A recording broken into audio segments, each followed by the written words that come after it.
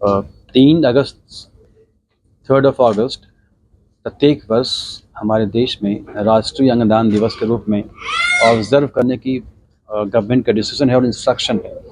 इस साल भी भारत सरकार और उत्तर प्रदेश राज्य सरकार की तरफ से जितनी भी सरकारी गैर सरकारी संस्थाएं या एनजीओज हैं, उनको ये निर्देश या एडवाइजरी जारी किया गया है कि 3 अगस्त को अंगदान के संबंध में हमारे समाज में जागरूकता लाएं।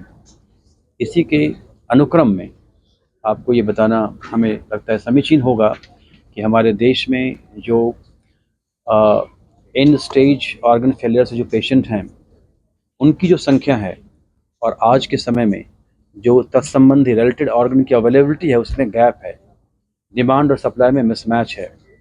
और ये ऑर्गन्स फैक्ट्री में नहीं बनते, एज ऑन डेट एटलीस्ट। कुछ कुछ कहीं बायोलॉजिकल हार्ट बनाए जा रहे हैं वैसे, Jarvik etcetera, but as on date available ये नहीं होता है फैक्ट्री में।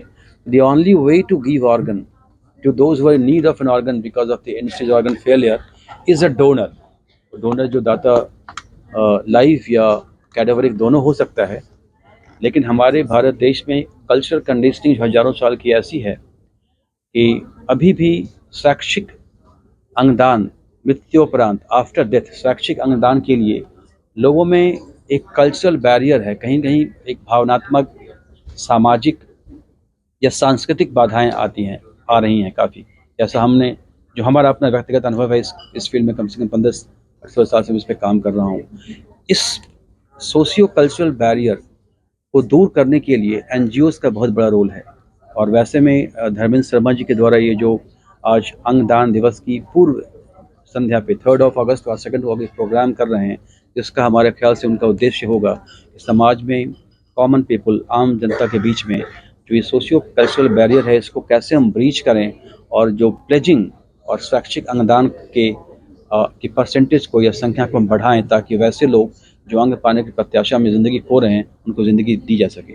आप कितने दिन तक, मतलब कितने घंटे वो जीवित रहे? देखिए, आमतौर पे जब हम लोग ऑर्गन निकालते हैं, मतलब डेथ के बाद, है ना, तो जैसे आपको डेथ हम लोग मानते हैं कि एक तो ब्रेन डेथ होती है और एक होता है कि हृदय रुक जाता है। तो हृदय रुकने के बाद तो कुछ सेकंड या कुछ मिनटों के बाद ही ऑर्गन्स खराब होने लगते हैं ना। लेकिन जो ब्रेन डेथ की स्थिति होती है, ब्रेन डेथ की स्थिति ज़्यादातर होती है कि एक्सीडेंटल केस में होती है, या दिमाग में खून का दौरा पड़ जाता है, स्ट्रोक के केस बोलते हैं, उसमें होती है, जिसमें कि मस्तिष्क जो है वो किसी वजह से काम नहीं करना बंद कर देता है, लेकिन हार्ट चलता रहता है ना। तो उसमें ऑर्गन्स में खून का दौरा चलता रहता है और ऐसे पेशेंट की सांस भी बंद हो जाती है, जिससे हम बोलते हैं ना कि सांस उखड़ जाती है। तो सांस का सेंटर बंद हो जाता है, दिमागी सेंटर बंद हो जाता है, उसको ब्रेन डेथ की अवस्था बोलते हैं। तो उसमें काफ़ी ऑर्गन काफ़ी जब वो फ्रेश रहते हैं, क्योंकि हार्ट चलता रहता है। तो ऐसे में अगर हम लोग ऑर्गन्स लेते हैं तो लिवर जनरली हम लोग 8 से 10 घंटे तक उसको आउट ऑफ बॉडी आइस पे रख सकते हैं, उसको हम ढक करके। और कुछ मशीन्स ऐसी नई डेवलप हुई हैं जिसमें कि हम अप टू 2 to 3 डेज भी ऑर्गन को आउट ऑफ बॉडी हम लोग लाइफ सपोर्ट के जरिए जिंदा रख सकते हैं। इस तरह से किडनी का, जैसे डॉक्टर मनमीत किडनी स्पेशलिस्ट हैं, तो किडनी को नॉर्मली 2 से 3 दिन तक हम लोग बॉडी के बाहर प्रिजर्वेशन से या मशीनों के द्वारा हम लोग अलाइव रख सकते हैं। और हार्ट की और लंग्स की कंडीशन में ये थोड़ा टाइम और कम होता है। तो हार्ट्स और लंग्स में नॉर्मली 4 से 6 घंटे के अंदर निकालने के अंदर ट्रांसप्लांट कर देते हैं।